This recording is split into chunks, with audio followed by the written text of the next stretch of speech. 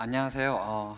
제가 두 번째 발표를 그리고 방금 소개받은 한국해양과학기술원의 이상호입니다. 제가 오늘 말씀드릴 내용은 CO2 해양 지중 저장의 국내 R&D 현황하고 9개의 중규모 이상, 특히 대규모 실증 프로젝트에 대해서 간략하게 소개를 하고자 합니다. 사실은 이 CO2 지중 저장이 뭐냐라는 거에 대해서 사람들이 아마 잘 이해를 못 하시는 부분이라서 좀 잠깐 먼저 국내 R&D 현황이나 국외 대규모 실증 프로젝트를 말씀드리기 전에 좀 말씀을 드릴까 하는데요. CO2 지중 저장이라는 거는 사실 지구 온난화의 주범인 화석 연료인 석유나 가스를 탐사하고 개발하고 생산하는 거에 반대 개념으로, 반대 순서의 과정으로 생각을 하시면 됩니다. 실제로 우리가 70년대, 80년대에 앞으로 석유나 가스를 쓸 수 있는 자원의 양이 한 30년, 40년 이런 정도의 얘기를 했었지만 실제로 기술이 발전함에 있어서 특히 많이 들어오셨겠지만 오일샌드라든지 셰일가스라든지 이런 기술의 발전으로 인해서 사실 지금 화석 연료의 자원의 양은 무한대로 생각을 하고 있거든요. 그래서 마찬가지로 사실 지금 국내 대륙붕에 CO2를 저장할 층이 있느냐 없느냐는 사실 이제까지 제대로 비용을 내서 이제까지 연구를 제대로 한 적이 없기 때문에 아직까지는 확보에 관련한 부분에 답이 없는 상황입니다. 실제로 CO2를 포집을 해서 주입 저장을 하게 되면 첫 번째 고려해야 될 요소가 안전성이고요. 두 번째는 이제 물성인데 특히 물성은 온도하고 압력에 좌우가 되고 있고요. 특히 CO2는 800m 깊이보다 더 깊은 데서는 부피의 변화가 없습니다. 그래서 이 안정성과 물성을 고려해서 지표면 또는 해저면보다 최소 800m보다 깊은 지층에 CO2를 주입 저장을 하게 되는 거고요. 이 내용은 실제 국제 규정에 정의되어 있는 겁니다. 그래서 실제로 지표면이나 해저면보다 800m 깊이보다 얕은 지층에는 CO2를 저장을 못하게 되어 있습니다.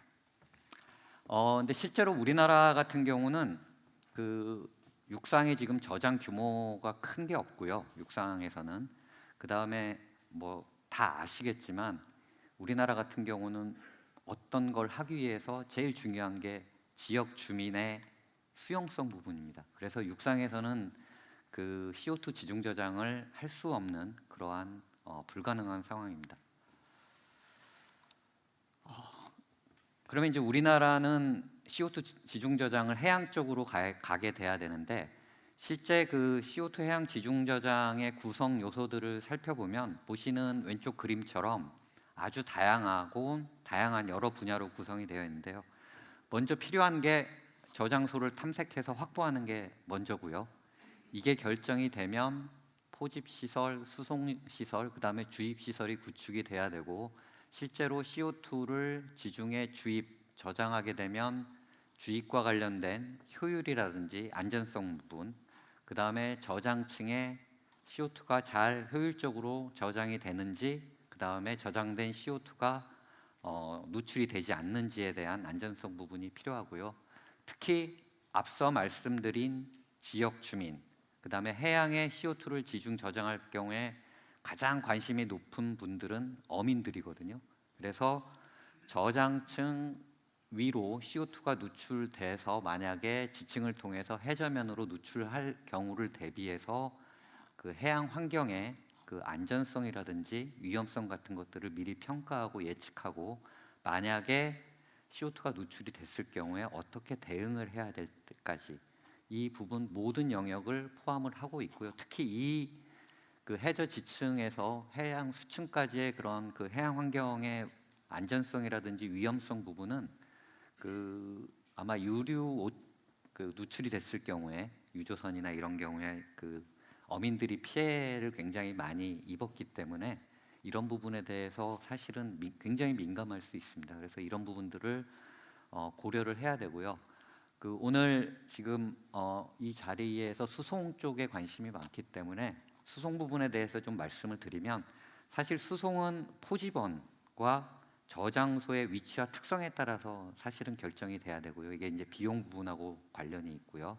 그래서 보통 파이프라인이나 수송선을 또는 두 개의 조합으로 결정을 하고 있는데, 실제로 이제까지 9개의 대규모 실증 프로젝트에서는 주입 저장 시설의 관점에서는 안정적인 주입이나 저장을 위해서 파이프라인을 선호하고 있습니다. 그러면 CO2를 저장할 저장층, 저장지를 어떻게 선정하느냐? 평가를 할 때 세 가지 요소를 저희가 고려를 합니다. 첫 번째는 저장성입니다. 그러니까 저장 용량이고요. 두 번째는 주입성입니다. 얼마나 잘 효율적으로 주입 저장이 되는지. 그다음에 세 번째는 안전성입니다. 이러한 세 가지 요소를 모두 고려해서 저장지를 선정을 하게 되는데요. 저장성이나 주입성은 말 그대로 사업성 관점입니다. 비용의 관점이고요. 대용량일수록 비용이 떨어지고 주입이 잘 될수록 비용이 떨어집니다. 나머지 하나의 안전성은 비용의 반대 개념입니다. 즉 이거는 공공적인 그 측면이고요. 사회적 수용성하고 관련이 있기 때문에 그 해양 환경의 모니터링이라든지 위험성 평가라든지 만약에 사고가 났을 때 어떻게 대응할 건지에 관련된 문제이기 때문에 이 안정성 부분이 사실은 사업적 관점, 즉 비용의 측면에서 네거티브한 쪽으로 작용을 할 수 있습니다. 하지만 이 부분이 해결되지 않고서는 CO2의 지중 저장을 육상 해양의 지중 저장을 수행을 할 수 없고요. 특히 CO2 수송선과 관련해서도 이러한 해양 환경에 관한 그런 안전성의 문제들을 많이 고려를 하셔야 될 걸로 생각을 하고 있고요. 실제 해외에 저희가 해외 저장소를 확보를 해서 그 해외 저장소에서 CO2를 저장을 할 때도 이 환경과 관련된 안전성이라든지 위험성 부분들은 항상 기업에서 고려를 하셔야 될 부분으로 생각을 하고 있습니다. 그러면 어떻게 저장층, 저장지를 선정을 하냐에 그 두 가지 측면이 중요한데요. 저장 용량이라든지 주입성을 평가를 하게 되는데, 저희가 평가를 할 때 네 단계로 평가를 하게 합니다. 첫 번째는 가장 기초적인 단계인데요. 이런 퇴적층이 있을 때 이 노란색으로 보이는 퇴적 분지 전체 규모로 일단 첫 번째 단계로 그 저장 용량이라든지 주입성을 평가를 하고요. 그 다음에 두 번째는 이 퇴적 분지 내에서 잠재지층들을 저희가 선정을 합니다. 그래서 이런 잠재지층을 평가하는 게 2단계고요. 이 잠재지층 내에서 유망 구조들을 찾게 됩니다. 파란색 부분이고요. 이게 이제 3단계고, 마지막은 저희가 실제 사업에 들어가게 되면 가장 효율성이 높은 저장층을 저희가 선정을 하게 됩니다. 이게 마지막 단계 사업 부지 규모의 저장 용량과 주입성 평가입니다. 우리나라 국내 그 대륙붕 해역의 평가 단계는 대부분 지금 현재 2단계에 머물러 있고요. 그 다음에 제가 나중에 말씀드릴 그 다부처 CCS 과제의 세부 1에서 그 서해 군산분지의 그 2단계 평가를 3단계로 끌어올리는 그러한 작업을 수행을 하고 있습니다. 그리고 우리나라 해역에서 동해가스전이 이제 생산이 종료가 됐는데요. 동해가스전은 이미 4단계 규모의 평가가 이미 이루어진 그 수준이어서 바로 실증이 가능한 그러한 상황입니다. 그러면 도대체 저장 용량이나 평가를 어떻게 하느냐라는 거에 대해서 아마 그 질문이 많이 있을 것 같은데요. 옆에 왼쪽에 보시는 그림은 저희가 몸이 아팠을 때 병원에 가서 검사를 해서 그 증상들을 아는 것처럼 저희가 평가를 할 때 다양한 방법들을 쓰는데, 첫 번째 저희가 몸 내부에 어떤 증상이 있을 때 엑스레이 같은 거를 통해서 어떤 징후를 찾고, 그 징후를 좀 더 자세하게 보기 위해서는 해상도가 높은 CT나 MRI 같은 검사를 하고, 여기에서도 징후가 나타나면 내시경이라든지 조직 검사 같은 직접적인 방법을 하는 것처럼, 저희가 해저 지층에서 특성들을 알기 위해서 가장 많이 쓰는 탐사 방법이 탄성파 탐사입니다. 그래서 2D 탄성파 탐사는 조사선 뒤쪽에 수신기 시스템을 하나를 달고 지금 보시는 측선을 따라서 자료를 얻게 되는데요. 이 측선을 따라서 해저 지층의 그 단면을 얻게 됩니다. 보시는 것처럼 측선과 측선 사이에서는 데이터가 없습니다. 그래서 최근에 많이 이용되는 거는 그 조사선 뒤쪽에 그 수신기 시스템을 여러 개를 배열을 해서 조사 구역을 다 커버를 하게 됩니다. 그래서 보시는 오른쪽 그림처럼 3차원의 사이즈 및 큐브를 얻게 되고요. 저희가 원하는 모든 단면에서 이러한 해저 지층의 특성들을 저희가 그 인지를 할 수 있습니다. 그래서 이러한 특성들을 통해서 저희가 유망한 지점에 신부 시추를 이제 수행을 하게 되고요. 이런 2D 탄성파 탐사는 저희가 뭐 그 검사하는 엑스레이 수준으로 보시면 되고요. 3D 탄성파 탐사는 CT나 MRI, 그 다음에 시추는 이러한 직접적인 그 검사 방법으로 이해를 하시면 되고요. 실제로 신부 시추 쪽 방향으로 자료의 양이 보유를 하고 있으면 평가 단계의 수준이 올라가게 됩니다. 그래서 실제로 이런 지금 간단하게 설명드린 거에 사실은 비용이 굉장히 많이 들어가거든요. 뭐 이런 신부 시추 하나 보통 하는데 한 2kg에서 3kg 정도 하면은 수백억 이상의 비용이 들어갑니다. 그러니까 이 그 저장 쪽의 저장소 탐색은 석유 회사들이 메이저 석유 회사들이 다 대부분 선점을 하고 있기 때문에요. 그런 부분들을 인지를 하고 계시면 되고요. 그 다음에 아까 말씀드린 저장성이라든지 주입성 이외에 안전성의 관점에서 그 해저 지층부터 해양 수층의 그 모니터링이라든지 환경 모니터링이라든지 위험성 평가 대응이 반드시 들어가야 됩니다. 그래서 포집, 수송, 주입, 저장의 전 주기와 그 다음에 신부 지층, 중천부 지층, 해저면, 해양 수층의 전 영역에 대해서 CO2 누출이 되는지 감시하는 것, 즉 모니터링, 그 다음에 예측, 그 다음에 위험성 평가, 그 다음에 누출됐을 때 대응이 포함이 돼야 되고 이런 부분이 해결이 되지 않으면 사회적 수용성 확보가 되지 않아서 실제 국내든 국외든 지중 저장을 하기 어려운 상황에 이르게 됩니다. 현재 우리나라에서는 사실 모니터링 쪽 하면 주입이나 저장, 특히 신부 쪽 지층에 한정해서 모니터링을 사람들이 아주 좁게 그 이해하려고 하는 경향이 있는데요. 사실은 원활한 그 CO2 지중 저장을 하기 위해서는 좀 모니터링의 영역을 좀 확대시켜야 하는 그러한 상황입니다. 국내 R&D 현황을 좀 말씀을 드리면요. 첫 번째는 그 산업부하고 과기부하고 해수부가 공동으로 해서 다부처 그 CCS 통합 실증이나 CCU 상용화 기반 구축 연구를 하고 있고요. 이 연구 과제는 21년부터 23년까지 이제 수행을 하고 있고 연구비는 약 490억 정도입니다. 그래서 5개 세부 과제로 구성이 되어 있는데 세부 1과 2가 그 해양 지중 저장에 관련된 과제입니다. 세부 1은 지금 보시는 오른쪽 그림의 서해 군산 분지에서 약 2km 깊이의 신부 시추를 수행을 해가지고요. 그 대규모 CO2 저장소를 확보를 하는 게 연구 과제의 목표인데요. 이 서해 군산 분지를 타겟으로 한 이유는 앞서 그 유 박사님께서 말씀하신 대로 이 서해안에 그 포텐셜이 높은 그 포지원들이 있기 때문에 저희가 가장 먼저 지금 저장지 탐색을 시작을 하였고요. 세부 2는 동해가스전을 활용해서 중규모 이상의 그 통합 실증을 할 경우에 그 실증 모델을 어떤 식으로 디자인할 건지에 대해서 그 지금 연구를 수행하고 있습니다. 그래서 세부 1은 6개 기관이 참여하고 있고 세부 2는 8개 기관이 참여하고 있는데요. 여기에 실제 그 SK라든지 여러 회사들이 지금 참여를 하고 있습니다. 두 번째는 산업부에서 주관하고 있는 그 CO2 지중 저장 안전성 확보 기술인데요.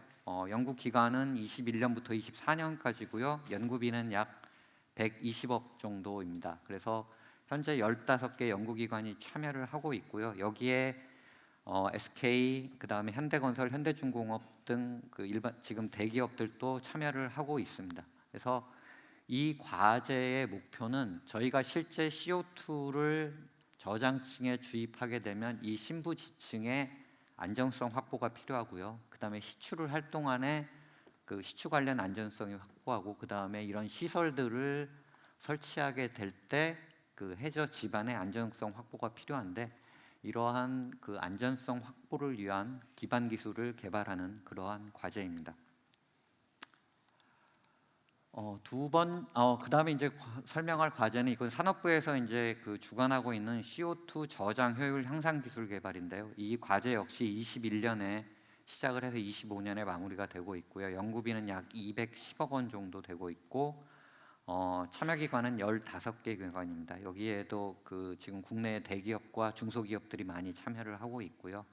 이 과제의 그 연구 목표는 우리가 대상으로 하고 있는 지층의 베이스라인이라는 거는 CO2 주입 이전의 상태거든요. 그러면 저희가 아까 평가를 할 때 주입이 대략 얼마나 될 건가를 예측을 하고 있지 않습니까? 그런 예측한 값 대비 저희가 저장 효율을 향상시키는 그러한 기반 기술을 개발하는 과제인데요. 보시는 것처럼 물리적이거나 화학적인 리스판스나 그다음에 이 관련한 최적화 설계, 그다음에 특히 EOR이나 이런 데서 쓰는 양수 시스템을 활용을 해서 기술을 개발을 하고 실제 육상에서 테스트베드를 통해서 기술을 확정을 지은 다음에 그 CO2 주입 전에 저장 용량을 그 예측한 값의 25%, 그다음에 주입률은 10% 이상의 그 기반 기술을 그 개발을 하고자 하는 게 목표입니다. 또 그리고 이제 산업부에서 주관하고 있는 고성능 해양 CO2 저장 모니터링 기술 개발인데요. 이 과제는 올해 시작을 해서 24년에 마무리가 되고 있고 연구비는 약 148억 원 정도이고 12개 연구기관이 참여를 하고 있습니다. 여기에도 대기업과 중소기업들이 참여를 하고 있습니다. 이 과제의 영역은 이 지금 파란색 박스로 되어 있는 안에 주입 시설부터 신부 저장층 덮개층에 한정돼서 관련된 모니터링의 부분을 수행을 하고 있고요. 그래서 CO2를 실제 주입하게 되면 이 지층의 CO2 주입에 따라서 물성이 변화하거든요. 그래서 이런 물성 변화가 아주 작은 것까지 인지할 수 있는 그러한 모니터링 기술 개발, 그 다음에 능동형 또는 수동형의 관정 기반, 이 웰 기반의 모니터링 기술 개발, 그 다음에 실제 저장층의 CO2가 저장하는 것들을 그 암석 물리학적으로 특성화를 시켜서 저장량을 정량적으로 해석하는 그러한 기술 개발을 하고 있는 과제입니다. 그리고 다음으로 소개할 그 R&D는 내년부터 이제 시작을 할 예정이고요.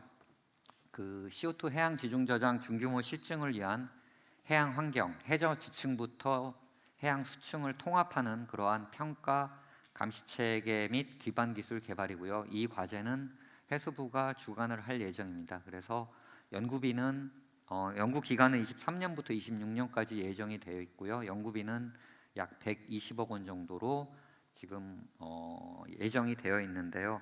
거의 과제가 확정이 됐습니다. 참여 기관은 아직 그 결정이 안 났는데요. 출연연 대학 그다음에 회사들이 대부분 참여를 할 것 같고요. 이 과제의 영역은 지금 파란색 박스 안에 들어 있는 영역입니다. 즉 신부의 저장층 덮개층 상부의 해저 지층과 그다음에 해양 수층을 통합적으로 그 모니터링하고 그다음에 위험성을 평가하고 만약에 사고가 났을 경우에 어떻게 대응을 할 건지에 대한 관련된 연구입니다. 그래서 크게 그 CO2가 해저면으로 누출될 위험성을 모니터링하고 그다음에 평가 예측하는 그러한 기술. 그다음에 두 번째는 실제 CO2가 해양 수층으로 누출이 됐을 때 그 환경이나 생태가 어떻게 영향을 받고 그다음에 위험성이 뭐가 있는지 그리고 어떻게 대응해야 될지에 관한 연구 주제고요. 세 번째는 앞서 말씀드린 것처럼 저희가 지역 주민이라든지 어민하고 그 사회적 수용성을 확보할 때 이제까지 우리나라는 대부분 정치적인 협상이었는데 앞으로는 저희가 CO2 해양 지중 저장을 지속적으로 하기 위해서는 어쨌든 기반은 과학 기반의 소통 플랫폼이 필요하다고 생각합니다. 그래서 이런 부분들을 저희가 이 과제를 통해서 수행을 할 예정입니다. 그다음에 이제 계획돼 있는 건데요. 이건 아직 저희 예타 기획을 하고 있는 건데 실제로 동해 가스전을 활용을 해서 연 40만 톤급으로 이제 통합 실증을 하려고 하고 있고 산업부와 해수부가 공동으로 주관을 할 예정입니다. 그래서 이 그 동해가스전을 활용한 실증은요, 실제로 우리나라에서 처음으로 포집, 수송, 주입, 저장, 전후, 특히 환경 모니터링까지 포함해서 이러한 전 주기, 전 영역의 실증을 실제로 하는 처음 하는 프로젝트입니다. 그래서 뭐 현재까지는 포집원이 확정되지 않았지만 아마 예타 기획 과정에서 아마 포집원들이 결정이 될 거고요. 수송은 기존의 가스전 파이프라인을 활용을 할 건지 아니면 노후화가 심각하면 새로 건설할 건지에 대해서 아마 그 결정이 될 것 같고요. 주입은 기존의 가스전 그 플랫폼을 활용을 할 예정이고요. 그 다음에 저장층은 그 가스전에 가스를 생산한 지층에 저장을 할 예정입니다. 그래서 이 가스전 실증을 통해서 저희가 여러 가지 분야의 기반 기술이라든지 경험을 축적하지 않으면 실제로 그 CO2 해양 지중 저장의 그 프로젝트들이 그 굉장히 큰 영향을 받습니다. 그래서 이 프로젝트가 굉장히 중요하다고 말씀을 드리고요. 그다음에 CO2 그 해양 지중 저장 동향을 보면 저희 인간이 육상에서 작업을 하거나 어떤 그 작업을 하면서 들어가는 비용이 사실은 육상이 해양보다 적게 들어가거든요. 수월하고. 그래서 이제 초기에는 미국이나 캐나다처럼 국토가 넓은 국가에서 육상에서 CO2 포집 저장 실증 프로젝트를 많이 수행을 했습니다. 하지만 거기 역시 환경의 안정성이라든지 사회적 수용성 때문에 그리고 저장 용량의 대형화 측면에서 이제 점점점 해양 쪽으로 오고 있고요. 특히 한국은 국토도 작고 최근에 포항 지진 때문에 육상에서 지중 저장 관련 프로젝트를 수행하기 매우 어려운 상황입니다. 그래서 우리나라 역시 해양 쪽으로 방향을 틀어야 되는 시점이라고 생각을 하고 있습니다. 먼저 외국 그 대규모 실증 프로젝트에서 수행이 잘 됐던 프로젝트들을 간단하게 소개를 드릴 예정인데요. 첫 번째는 육상에서 수행된 그러한 일리노이 디카투어 프로젝트인데 3년 동안 연 100만 톤씩에서 3년 동안 CO2를 포집, 그다음에 주입 저장을 했고요.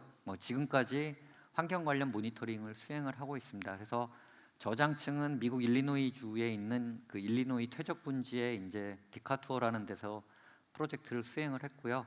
3년 동안 연 100만 톤씩 총 300만 톤을 포집, 수송, 저장을 했고요.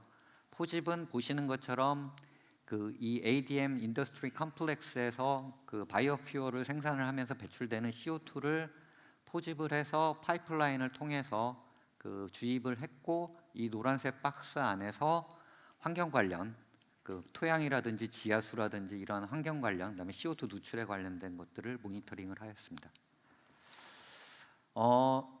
해양 쪽에서 그 큰 규모로 이제 실증 프로젝트 하는 것들을 정리를 해봤는데, 일단 노르웨이가 그 선도적인 위치에 있습니다. 그래서 노르웨이에 슬라이프너하고 스노비트가 있는데요. 슬라이프너는 96년부터 연 90만 톤에서 100만 톤에 주입을 했고요. 그다음에 스노비트는 2008년부터 연간 한 70만 톤씩 실증을 하고 있고, 그 저장층들은 해저면 하부에 1에서 한 2.6km 깊이에 있는 지층이고, 해양 쪽의 프로젝트들의 벤치마크로 활용을 하고 있습니다.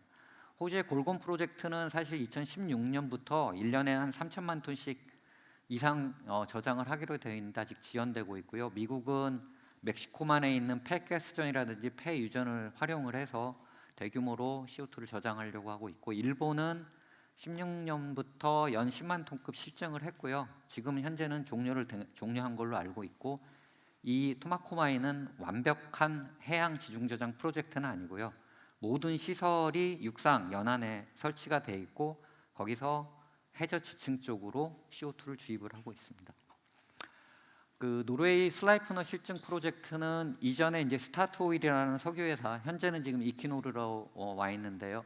이름이 바뀌었는데 북해의 노르웨이 그 해역에 있는 슬라이프너 광구에 이제 위치하고 있고, 96년부터 1년에 90만 톤에서 100만 톤의 CO2를 주입을 하고 있고요. 저장층은 약 0.8에서 1km 깊이에 있는 어트시라 포메이트 염수층에 저장을 하고 있고, 그 다음에 포집원은 이 슬라이프너 강구에서 나오는 가스의 CO2 함량이 높아서 이 CO2를 플랫폼에서 처리를 하고 있거든요. 그래서 이 처리된 CO2를 직접 주입을 하고 있습니다. 요거는 실제 그 슬라이프너 프로젝트에서 CO2를 주입하기 전, 주입한 이후에 CO2가 지층에 잘 밀봉이 되고 있느냐를 보여주고요. 그 다음에 그 저장층의 CO2 플룸들이 잘 확산되고 덮개층 위로 누출되지 않고 있다는 것을 보여주고 있습니다. 그 다음에 이제 그 노르웨이가 또 수행하고 있는 스노비트 프로젝트고요. 같은 거의 내용이고 위치만 바렌츠고요. 그 다음에 포지번은 실제 이 섬에서 LNG 플랜트에서 처리되는 LNG를 해저 파이프 한 150km 거리를 통해서 해저의 주입 시설을 설치를 해서 실제 주입을 하고 있습니다. 마지막으로 아마 제일 관심이 있는 건데요. 지금 이제 준비 중에 있고요. 노던 라이트 프로젝트고 운영사는 위키노르, 쉘, 토탈 에너지고요. 아마 노르웨이의 첫 번째 상업 그 면허를 딴 프로젝트입니다. 그래서 포집원들은 각 유럽의 국가에서 포집을 해서 수송선을 통해서 노르웨이 허브 터미널에 집적을 한 다음에 파이프라인을 통해서 노르웨이 해역에 해저 지층에 저장하는 그러한 그 프로젝트입니다. 그래서 아마 상업적인 첫 번째 CO2 크로스 보더의 시도라고 생각하시면 될 것 같습니다. 이상입니다. 조금 지연돼서 죄송합니다.